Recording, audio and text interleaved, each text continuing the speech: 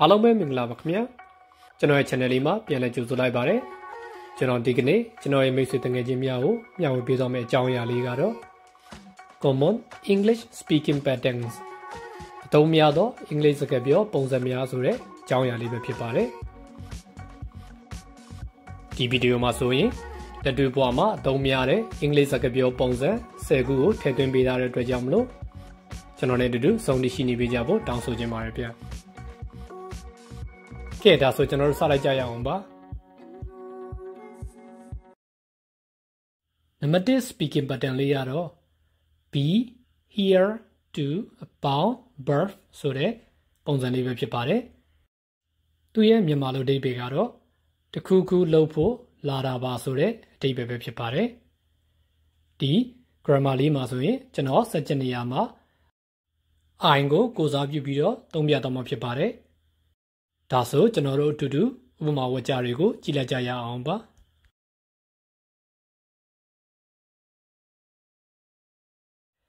နံပါတ်1ဥပမာတော့ I'm here to take it test ငါဒီကိုစာမွေးဖြေဖို့လာတာပါ take it test ဆိုတာတော့စာမွေးဖြေသည်ဆိုတဲ့အဓိပ္ပာယ်ဖြစ်ပါတယ်နံပါတ်2ဥပမာတော့ I'm here to meet you ငါဒီကိုမင်းကိုတွေ့ဖို့လာတာပါနံပါတ်3ဥပမာတော့ I'm here to apply for the job ကျွန်တော်ဒီကိုအလုပ်လျှောက်ဖို့အတွက်လာတာပါဒီနေရာမှာ apply for the job ဆိုတဲ့အဓိပ္ပာယ်ကတော့အလုပ်လျှောက်သည်ဆိုတဲ့အဓိပ္ပာယ်ပဲဖြစ်ပါတယ်နံပါတ်4ဥပမာတော့I'm here to receive the award ကျွန်တော်ဒီကိုဆုလက်ခံရယူဖို့လာတာပါဒီနေရာမှာ receive the award ဆိုတဲ့အဓိပ္ပာယ်ကတော့ဆုရယူလက်ခံသည်ဆိုတဲ့အဓိပ္ပာယ်ပဲဖြစ်ပါတယ်နံပါတ်5ဥပမာတော့ I'm here to pick you up အဓိပ္ပာယ်ကတော့ငါဒီကိုမင်းကိုကြိုဖို့လာတာပါဒီနေရာမှာ pick somebody up ဆိုတဲ့အဓိပ္ပာယ်ကတော့တယောက်ယောက်ကိုလာကြိုသည်ဆိုတဲ့အဓိပ္ပာယ်ပဲဖြစ်ပါတယ် be sorry to about birth အဓိပ္ပာယ်ကတော့အဲ့အတွက်တောင်းပန်ပါတယ်ဆိုတဲ့အဓိပ္ပာယ်ပဲဖြစ်ပါတယ်ဒီ speaking pattern မှာဆိုရင်လည်းကျွန်တော် subject နေရာမှာ I ကိုစားပြုပြီးတော့ဥပမာတွေနဲ့တကွရှင်းပြပေးတော့မှာဖြစ်ပါတယ်ဒါဆိုရင်ကျွန်တော်တို့ကြည့်ကြည့်ရအောင်ပါ I'm sorry to be late ငါနောက်ကျလို့တောင်းပန်ပါတယ်နံပါတ်2ဥပမာတော့ I'm sorry to make you cry ငါမင်းကိုငိုအောင်လုပ်မိတဲ့အတွက်တောင်းပန်ပါတယ်ဒီနေရာမှာ make somebody cry ဆိုတဲ့အဓိပ္ပာယ်ကတော့တယောက်ယောက်ကိုငိုအောင်လုပ်သည်ဆိုတဲ့အဓိပ္ပာယ်ဖြစ်ပါတယ်နံပါတ်3ဥပမာတော့ I'm sorry to say so ငါအဲ့လိုပြောမိတဲ့အတွက်တောင်းပန်ပါတယ်နံပါတ်4ဥပမာတော့ I'm sorry to frighten you ငါမင်းကို6လက်မိတဲ့အတွက်တောင်းပန်ပါတယ်နံပါတ်5ဥပမာတော့ I'm sorry to waste your time ငါမင်းရဲ့ချိန်ကိုဖြုံးမိတဲ့အတွက်တောင်းပန်ပါတယ်ဆိုတဲ့အဓိပ္ပာယ်ဖြစ်ပါတယ်ဒီမှာသုံးထားတဲ့ waste your time ဆိုတဲ့အဓိပ္ပာယ်ကတော့မင်းရဲ့ချိန်ကိုဖြုံးသည်ဆိုတဲ့အဓိပ္ပာယ်ဖြစ်ပါတယ်နောက်ထပ်အင်္ဂလိပ်စကားပြောပုံစံတစ်ခုကတော့ let's ဒါမှမဟုတ် let's not about birth ပဲဖြစ်ပါတယ်သူ့ရဲ့မြန်မာလိုအဓိပ္ပာယ်ကတော့ကြာစို့ဒါမှမဟုတ်မတခုခုကြာစို့ဆိုတဲ့အဓိပ္ပာယ်ပဲဖြစ်ပါတယ်ဒါဆိုရင်ရှင်းရှင်းလင်းလင်းအားလုံးနားလည်သဘောပေါက်အောင်ကျွန်တော်နဲ့အတူတူဥပမာတွေကိုကြည့်ကြည့်အောင်ပါနံပါတ်1ဥပမာတော့ let's go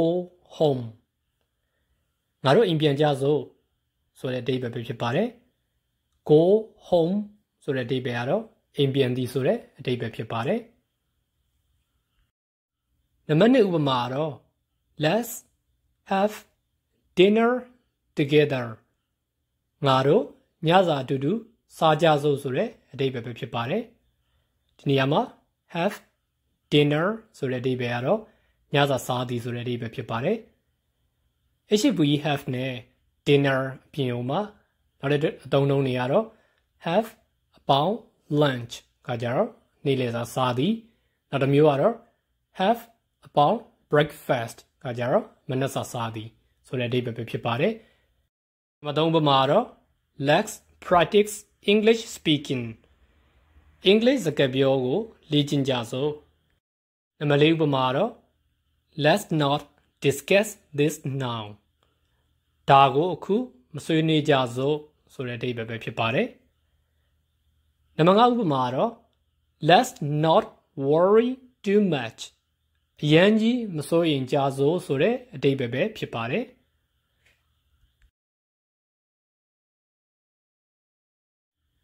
နောက်ထပ်စကားပြောပုံစံတစ်ခုကတော့ you'd better about birth သူရဲ့အဓိပ္ပာယ်ကတော့အဲ့လိုလောက်တာကောင်းမယ်ဆိုတဲ့အဓိပ္ပာယ်ပဲဖြစ်ပါတယ်ဒါဆိုရင်ပို့ပြီးတော့ရှင်းရှင်းလင်းလင်းနားလည်သဘောပေါက်သွားအောင်ကျွန်တော်တို့ဥပမာတွေကိုကြည့်ကြည့်အောင်ပါနံပါတ်1ဥပမာကတော့ you'd better change your attitude မင်းရဲ့စိတ်နေသဘောထားကိုပြောင်းတာကောင်းမယ်ဆိုတဲ့အဓိပ္ပာယ်ပဲဖြစ်ပါတယ်ဒီနေရာမှာ change your attitude ရဲ့အဓိပ္ပာယ်ကတော့မင်းရဲ့စိတ်သဘောထားကိုပြောင်းလဲပါဆိုတဲ့အဓိပ္ပာယ်ပဲဖြစ်ပါတယ် Okay နံပါတ်2ဥပမာတော့ you'd better help out အဓိပ္ပာယ်ကတော့မင်းကူညီပေးတာကောင်းမယ်ဆိုတဲ့အဓိပ္ပာယ်မျိုးဖြစ်ပါတယ် help out ဆိုတဲ့အဓိပ္ပာယ်ကတော့ကူညီသည်ဆိုတဲ့အဓိပ္ပာယ်ပဲဖြစ်ပါတယ်နံပါတ်3ဥပမာတော့ you'd better start doing workout မင်းလေ့ကျင့်ခန်းဒါမှမဟုတ် workout စလုပ်တာကောင်းမယ်ဆိုတဲ့အဓိပ္ပာယ်ပဲဖြစ်ပါတယ်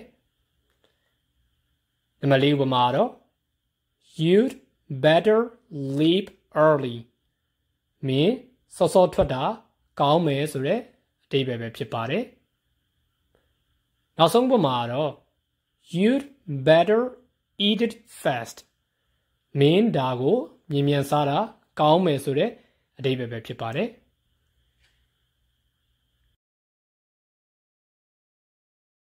နောက်ထပ်စကားပြောပုံစံတစ်ခုကတော့ how was ဒါမှမဟုတ် how were ပေါင်း noun ပဲဖြစ်ပါတယ်သူရဲ့မြန်မာလိုအဓိပ္ပာယ်ကတော့ဘလို့ဖြစ်ခဲ့လုပ်ခဲ့လဲဆိုတဲ့အဓိပ္ပာယ်ပဲဖြစ်ပါတယ်ဒါဆိုရင်ပို့ပြီးတော့ရှင်းရှင်းလင်းလင်းနားလည်သဘောပေါက်သွားဖို့ကျွန်တော်နဲ့တူတူဥပမာတွေကိုကြည့်ကြည့်အောင်ပါနံပါတ်1ဥပမာတော့ how was the meeting အဓိပ္ပာယ်ကတော့အစည်းအဝေးဘလို့ဖြစ်ခဲ့လဲဆိုတဲ့အဓိပ္ပာယ်ပဲဖြစ်ပါတယ်နံပါတ်2ဥပမာတော့ how was lunch နေ့လယ်စာဘလို့လုပ်ခဲ့လဲဒါမှမဟုတ်နေ့လယ်စာဘလို့ဖြစ်ခဲ့လဲဆိုတဲ့အဓိပ္ပာယ်ပဲဖြစ်ပါတယ်နံပါတ်3ဥပမာတော့ how was the airplane ride လေယာဉ်စီးတာဘလို့ဖြစ်ခဲ့လဲဆိုတဲ့အဓိပ္ပာယ်ပဲဖြစ်ပါတယ်ဒီနေရာမှာဆိုရင် airplane ride ဆိုတဲ့အဓိပ္ပာယ်ကတော့လေယာဉ်မြင့်စီးခြင်းဆိုတဲ့အဓိပ္ပာယ်ပဲဖြစ်ပါတယ်နံပါတ်4ဥပမာတော့ how were your parents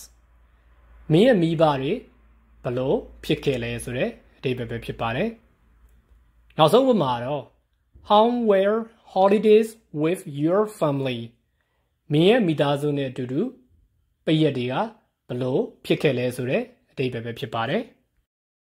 ဒီစကားပြောပုံစံလေးကတော့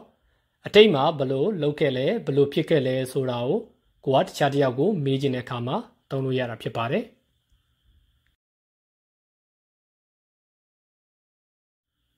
နောက်ထပ်ပုံစံတစ်ခုကတော့ it's no use about verb ing ဆိုတဲ့ပုံစံလေးပဲဖြစ်ပါတယ်သူ့ရဲ့မြန်မာလိုအဓိပ္ပာယ်ကတော့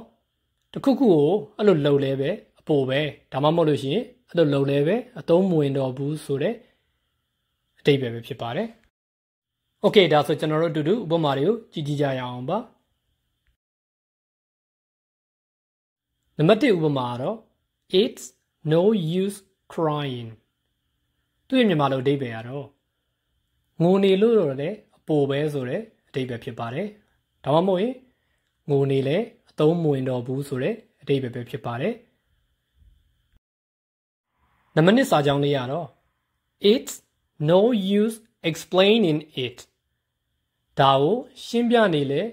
အပိုပဲဒါမှမဟုတ်ရင်ဒါကိုရှင်းပြနေလဲအသုံးမဝင်တော့ဘူးဆိုတဲ့အဓိပ္ပာယ်ပဲဖြစ်ပါတယ်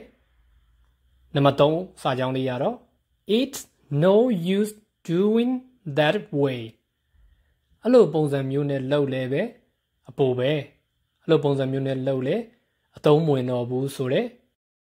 အဓိပ္ပာယ်ပဲဖြစ်ပါတယ်။နံပါတ်4ကတော့ It's no use arguing about it ဒါနဲ့ပတ်သက်ပြီးညင်းခုန်နေလဲအပိုပဲဆိုတဲ့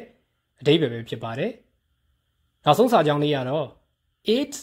no use talking to her သူမကိုစကားပြောလဲပဲအပိုပဲဆိုတဲ့အဓိပ္ပာယ်ပဲဖြစ်ပါတယ်။နောက်ထပ်စကားပြောပုံစံလေးတစ်ခုကတော့ no need to abound birth သူ့ရဲ့မြန်မာလိုအဓိပ္ပာယ်ကတော့တစ်ခုခုကိုအဲ့လိုလုပ်ဖို့မလိုဘူးဆိုတဲ့အဓိပ္ပာယ်ပဲဖြစ်ပါတယ်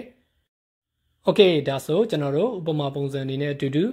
ဒီဝါကျလေးကိုလေ့လာကြည့်ရအောင်ပါ။နံပါတ်1ဥပမာကတော့ no need to stop it ဒါကိုရပ်ဖို့မလိုဘူးဆိုတဲ့အဓိပ္ပာယ်ပဲဖြစ်ပါတယ်။နံပါတ်2ဥပမာလေးကတော့ no need to call her သူမကိုဖုန်းခေါ်ဖို့မလိုဘူးဆိုတဲ့အဓိပ္ပာယ်ပဲဖြစ်ပါတယ်။နံပါတ်3ဥပမာကတော့ no need to talk about it ဒါနဲ့ပတ်သက်ပြီးတော့စကားပြောစရာမလိုဘူးဆိုတဲ့အဓိပ္ပာယ်ပဲဖြစ်ပါတယ်။နံပါတ်4ဥပမာကတော့ no need to be angry with me ငါ့ကိုစိတ်ဆိုးဖို့မလိုဘူးဆိုတဲ့အဓိပ္ပာယ်ပဲဖြစ်ပါတယ်။နောက်ဆုံးဥပမာကတော့ no need to buy it anymore ဒါကိုထပ်ပြီးတော့ဝယ်ဖို့မလိုဘူးဆိုတဲ့အဓိပ္ပာယ်ပဲဖြစ်ပါတယ်။အားလုံးပဲဒီ speaking pattern လေးကိုနားလည်သဘောပေါက်ကြမယ်လို့မျှော်လင့်ပါတယ်။ဒါဆိုရင် Okay နောက်ထပ် speaking pattern လေးတစ်ခုကတော့ no way to abound birth သူ့ရဲ့မြန်မာလိုအဓိပ္ပာယ်ကတော့တစ်ခုခုကိုအဲ့လိုလုပ်ဖို့မဖြစ်နိုင်ဘူးဆိုတဲ့အဓိပ္ပာယ်ပဲဖြစ်ပါတယ်။ဒါဆိုကျွန်တော်တို့ဥပမာလေးချို့ကိုကြည့်ကြည့်ရအောင်ပါ။နံပါတ်1ဥပမာလေးကတော့ no way to fix it အဓိပ္ပာယ်ကတော့ဒါကိုပြင်ဖို့မဖြစ်နိုင်ဘူးဆိုတဲ့အဓိပ္ပာယ်ပဲဖြစ်ပါတယ်။နံပါတ်2ဥပမာကတော့ no way to finish it on time ဒါကိုအချိန်မီပြီးသတ်ဖို့မဖြစ်နိုင်ဘူးဆိုတဲ့အဓိပ္ပာယ်ပဲဖြစ်ပါတယ်။ဒီစာကြောင်းမှာပါတယ် on time ဆိုတဲ့အဓိပ္ပာယ်ကတော့အချိန်မီဆိုတဲ့အဓိပ္ပာယ်ပဲဖြစ်ပါတယ်။ Okay နံပါတ်3ဥပမာလေးကတော့ no way to expect this ဒါကိုမျှော်လင့်ဖို့မဖြစ်နိုင်ဘူးဆိုတဲ့အဓိပ္ပာယ်ပဲဖြစ်ပါတယ်။နံပါတ်4ဥပမာလေးကတော့ no way to take it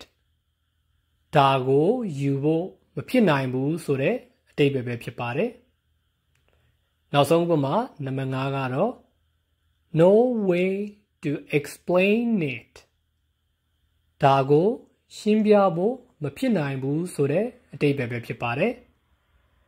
ဒီ speaking pattern လေးကိုလည်းအားလုံးနားလည်သဘောပေါက်ကြမယ်လို့ကျွန်တော်မျှော်လင့်ပါတယ်။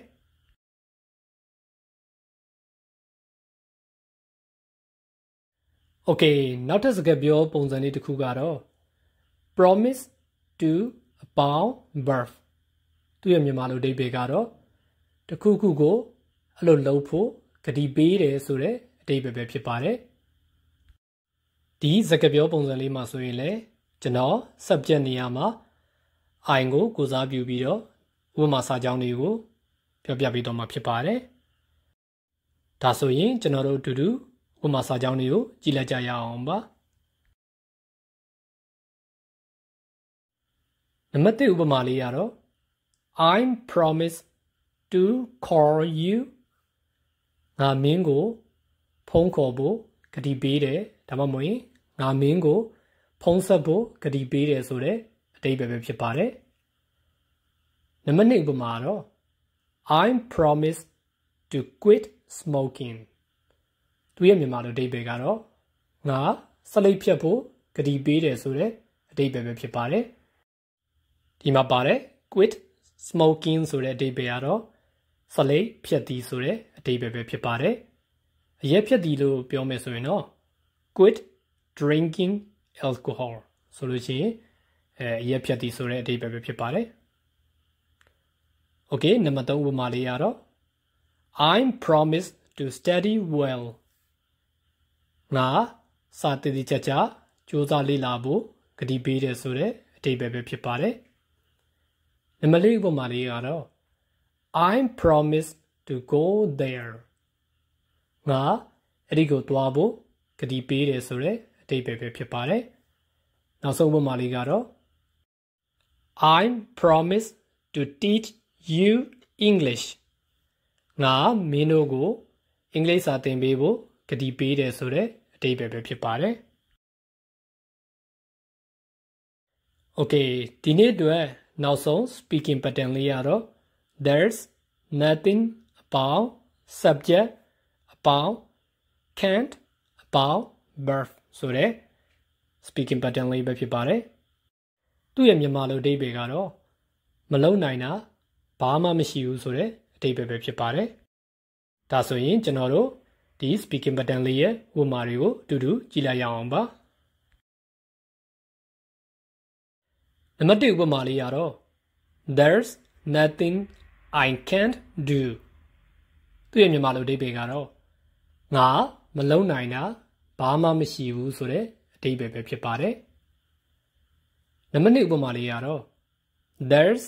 nothing she can't cook သူမချက်နိုင်တာဘာမှမရှိဘူးဆိုတဲ့အဓိပ္ပာယ်ပဲဖြစ်ပါတယ်နံပါတ်3ဥပမာလေးရတော့ there's nothing my dog can't open